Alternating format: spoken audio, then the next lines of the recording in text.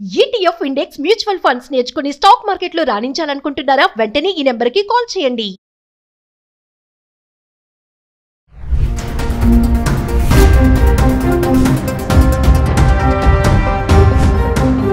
నమస్తే, welcome back to Suman TV. Present మనతో పాటు ఉన్నారు ఫ్యామిలీ కౌన్సిలర్ రజనీ రమ్మ గారు. నమస్తే మ్యామ్. నమస్తే నవీన మేడం, కపుల్స్ భార్య భర్త గురించి చాలా వీడియోలో మాట్లాడుకున్నాం, ఎలా ఉండాలి, ఎలా ఉంటే సమస్యలు రావు అనేసి. కానీ కొంతమంది ఏంటంటే చీటికి మాటికి కూడా మూడో వ్యక్తి దగ్గర పరిగెడతారు. ఇంకా చెప్పాలంటే పంచాయతీలు, అప్పట్లో మనకి పంచాయతీలు ఉండేవి కదా, ఇప్పుడు కూడా ఉన్నాయి. అంటే వాళ్ళని వీళ్ళ వాళ్ళని పిలిచి ఒక చిన్న సమస్య ఇంట్లో, అంటే నన్ను సినిమాకి తీసుకెళ్ళట్లేదు, నన్ను షాపింగ్ తీసుకెళ్ళట్లేదు అనో, నాతో సరిగ్గా ఉండట్లేదు అనేసి వాళ్ళిద్దరు అడ్జస్ట్మెంట్ అవ్వకుండా, అంటే కండిషన్స్తో కలిసి ఉండడం అనేది ఎంతవరకు కరెక్ట్ అంటారు?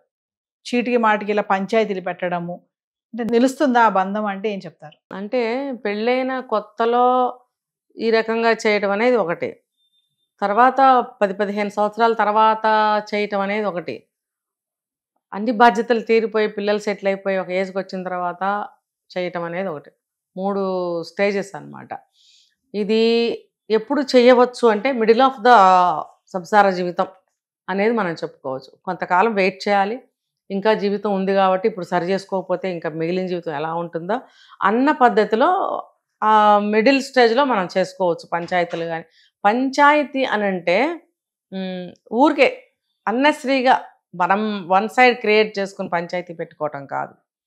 మనతోటి సమస్య పరిష్కారం అవ్వటం లేదు, ఏ దారి మనకి ఇంకా కనిపించడం లేదు అంటే అప్పటి వరకు మనం ప్రయత్నించుకోవాలి. ఇంట్లో ఇప్పుడు భార్యాభర్త ఉన్నారు, అర్థమయ్యేలాగా చెప్పడము, కూర్చుని మాట్లాడుకోవటము, నీ వల్ల నేనేమైనా సఫర్ అవుతున్నానా, నా వల్ల నువ్వేమైనా సఫర్ అవుతున్నావా అనే విషయాల్ని ఇద్దరు కూడా చర్చించుకోవడము, మళ్ళీ ఫర్దర్గా అవి జరగకుండా చూసుకోవడంలోని ప్రయత్నాలు చేయటం చెయ్యాలి. అవన్నీ జరుగుతున్నాయా? లేదు. పెళ్ళైన కొత్తల్లోనే ఇవన్నీ జరగవు. అప్పుడే నువ్వు వెళ్ళి పంచాయతీ పెట్టేస్తే ఉన్నారు అలాంటి వాళ్ళు కొంతమంది. హడావుడి పెళ్ళైనా క్షణం నుంచే అమ్మ, అమ్మమ్మ, నాయనమ్మ అనేవాళ్ళు ఉన్నారు. మొన్న ఒక ఏదో పాత మూవీ అండి, జయప్రద, ఏదో నేను అక్కడ స్క్రోల్ చేస్తుంటే వచ్చింది అది. జయప్రద మేనత్త గారి పెంపకంలో పెరుగుతుంది. తండ్రి తల్లి ఏదో జాబు, ఆర్మీ ఏదో ఢిల్లీలో ఉంటారు. ఈ అమ్మాయి పుట్టిన దగ్గర నుంచి కూడా మేనత్త దగ్గరే పెరుగుతుంది. మేనత్తకి భర్త లేడు, పిల్లలు ఉండరు, అక్కడే పెరుగుతుంది. సరే, ఒక మంచి సంబంధం వచ్చింది అని అంటే ఓకే ఖాయం చేయమని చెప్తారు. అక్కడి నుంచే ఈ మేనత్త ఏం చేస్తుంది, ఖాయం చేస్తుంది, వాళ్ళ పెళ్లి టైంకి వస్తారు.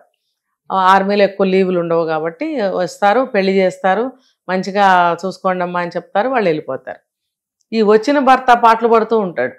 మంచిదే అమ్మాయి, కానీ లేచిన దగ్గర నుంచి మేనత్త గారి పెంపకంలో పెరిగింది గారం. గారం ఒకటి, మడి తడి ఆచారం అనడము, ప్రతిదానికి లెక్కలంటే ఇది ఇలాగే ఉండాలి, అది అలాగే ఉండాలి, ఇదెందుకు అదెందుకు చచ్చిపోతుంటాడు అనమాట. సో అలా ఉండకూడదు ప్రతిదానికి. ఇప్పుడు ఇందాక మనం చెప్పుకున్నది అదే, పెళ్లి చేసుకోవాలనుకున్న అమ్మాయి అయినా అబ్బాయి అయినా సరే పెళ్లి తర్వాత ఎలా ఉంటుంది అనేది పెద్దలు నేర్పించాలి, లేదా కౌన్సిలింగ్ తీసుకోవాలి ఈ రోజులను బట్టి. ఇది ఖచ్చితంగా చాలా చాలా ఇంపార్టెంట్ అండి. ఇది ఎవరో కూడా తేలిగ్గా తీసేయకండి. ఈ కౌన్సిలింగ్ అనేది ఇంట్లో వాళ్ళు ఇస్తే ఎక్కదు. అయితే ఇది ఒక 10,000 ఖర్చు, మీరు లక్షల కోట్లు ఖర్చు పెడతారు పెళ్లికి.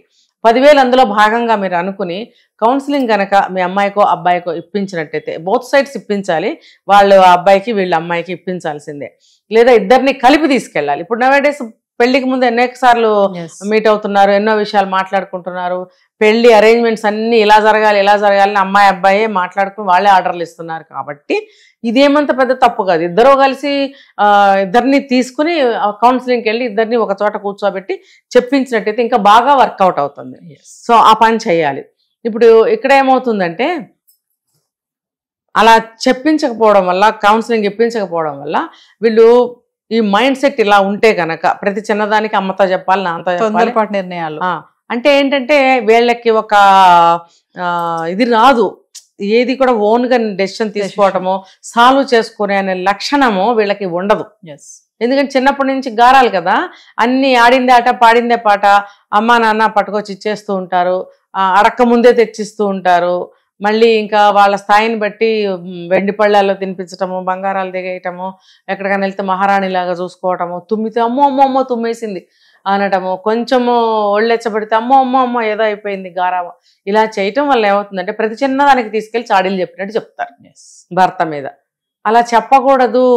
ఏం చేస్తాడండి కొత్త పెళ్లి కొడుకు? ఏమి చేయడు కదా. చక్కగా ఏదైనా సినిమాకి తీసుకెళ్దామంటాడు, లేకపోతే ఒక హోటల్కి వెళ్దామంటాడు, లేకపోతే ఏదైనా మంచి డ్రెస్ తనకి ఇష్టమైనది వేసుకోమంటాడు అనుకుంటాం. చిన్న ఎగ్జాంపుల్స్. అమ్మో ఇలా చేయమంటున్నాడు, అక్కడ రమ్మంటున్నాడు, ఇక్కడ రమ్మంటున్నాడు, ఇలాంటివి చెప్పేవాళ్ళు కూడా ఉన్నారు. ఆ మూవీలో కూడా అలాగే చేస్తుంది. విడిగా కూడా ఉన్నారు. ఏకైక మనవరాలు ఉన్న చోట అమ్మమ్మలు ఇద్దరు చేస్తుంటారు ఇలాంటి గారాబాలు. చాలా చూశాను ఇలాంటివి. సో ప్రతి దానికి ఇలా పిలవడం, పంచాయతీలు పెట్టడం అనేది చాలా తప్పు.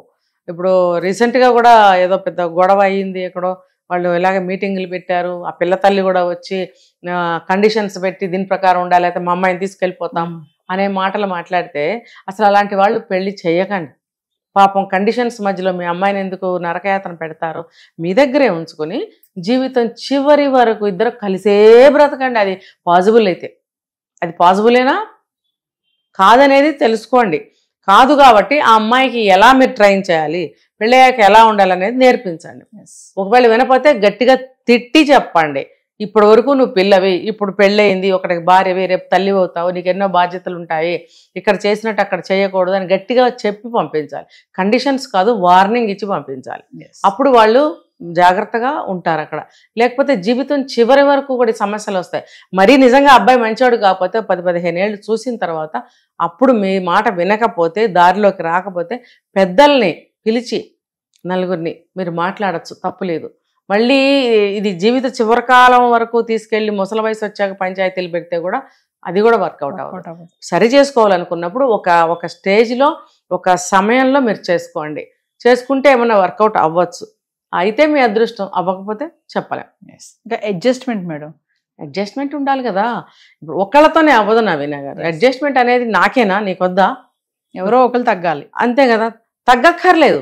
ఇద్దరు కలిసి ఒక ఆల్టర్నేటివ్ వెతకండి. ఇప్పుడు మీ ఇద్దరికి సంబంధించిన ఇల్లు, ఆ ఇంట్లో వచ్చిన సమస్య ఇద్దరికి తెలియకుండా అయితే ఉండదు. ఇద్దరు కలిసి దాన్ని ఇంకొక మార్గం వెతకలేరా? వెతకాలి కదా. వెతికి ఇలా చేద్దాము, ఇలా చేసి చూద్దాము, ఇది వర్కౌట్ అయితే సరే, లేకపోతే అప్పుడు ఆలోచిద్దాము అనే రాజీ మాటలు ఎందుకు మాట్లాడుకోరు? ముఖ్యంగా మగవాళ్ళు అసలు మాట్లాడరు. దీనికి 90% మగవాళ్లే కారణం. నాదే మాట చల్లాలి, నేను చెప్పిందే కరెక్ట్, నీ మొహానికి ఏం తెలుసు, నీకు అది తెలియదు, నీకు ఇది తెలియదు అని అంటారు. ఒకవేళ భార్య ఇచ్చిన సలహా నచ్చినా అక్కడ స్పందించరు. వెంటనే బయటకెళ్ళి అదే ఇంప్లిమెంట్ చేసి సక్సెస్ అయ్యి ఇంటికి వచ్చి తనేదో చేసినట్టు చెప్తాడు. ఇంటికి వచ్చి నువ్వు చెప్పింది వర్కౌట్ అయిందని చెప్పడం. ఇంటికి వచ్చి అప్పుడు బోల్డ్ మంది ఉన్నారు ఇలాంటి వాళ్ళు. చెప్తే ఆ అమ్మాయి కూడా సంతోషిస్తుంది కదా, ఏ ఏజ్ అయినా కానీ సంతోషించి ఇంకా తన ఆలోచనకి పదును పెట్టి ముందు తన కుటుంబాన్ని కాపాడుకునే ఆలోచనలు కూడా చేస్తుంది కదా. నీకే మంచిది కదా. నువ్వు ఇలాగా డిస్కరేజ్ చేసి నీ మొహం నువ్వు చెప్పింది అక్కడ చెప్తే అక్కడ చాలా అయ్యేదిలే అని అన్నావు అనుకో, భయం వేసి ఆ అమ్మాయి ఫర్దర్గా ఆలోచించడం మానేస్తుంది. నీకు ఇంకో సలహా ఇచ్చే ధైర్యం చేయదు. అమ్మో మళ్ళీ ఫెయిల్ అవుతానేమో, ఇంకో రెండో ప్రయత్నం చేయరు చాలామంది. అప్పుడు ఏమవుతుంది, నీకు సలహా దొరకదు, నువ్వు అక్కడ ఏమీ చేయలేవు, అక్కడ నువ్వు ఫెయిల్ అవుతావు. కాబట్టి ఇలాంటి తెలివి తక్కువ పనులు కూడా చేస్తూ ఉంటారు. కాబట్టి ఇద్దరు కూడా సమన్వయంగా ఒక అడ్జస్ట్మెంట్ చేసుకుంటూ ఒక కాంప్రమైజ్ ధోరణిలో, ముఖ్యంగా ఇద్దరి కోసం చేసుకోండి. పిల్లలు ఉంటే కుటుంబం అంతటికి పిల్లల కోసం, మన కోసం అని అనుకోవాలి. కానీ నీది నాది, నా కోసం నీ కోసం, నీ పిల్లలు అంటారు కొంతమంది, ఉన్నారో లేదు. ఎక్కడి నుంచి వచ్చారు? నీ పిల్లలు, అతని పిల్లలు కారా? ఏదో ముద్దుగా ముచ్చడగా నీ పిల్లలమ్మ అని ఎప్పుడైనా సరదాగా అనుకుంటే పర్వాలేదు. నిత్యం దెప్పి పొడుస్తూ ఉంటారు, నీ పిల్లలు నీ పిల్లలు నీ పిల్లలు అని. మరి అదే పరాయి మగడితో కాసేపు మాట్లాడితే ఓర్చుకోలేడు. అటువంటిప్పుడు నీ పిల్లలని ఎలా అంటావు? మన పిల్లలను. ఇవన్నీ ఇలాంటి చాలా కొన్ని వందల వేల పొరపాట్లు నిత్యం జరగటం వల్ల ఇలాంటివన్నీ జరిగిపోతున్నాయి. Thank you ma'am.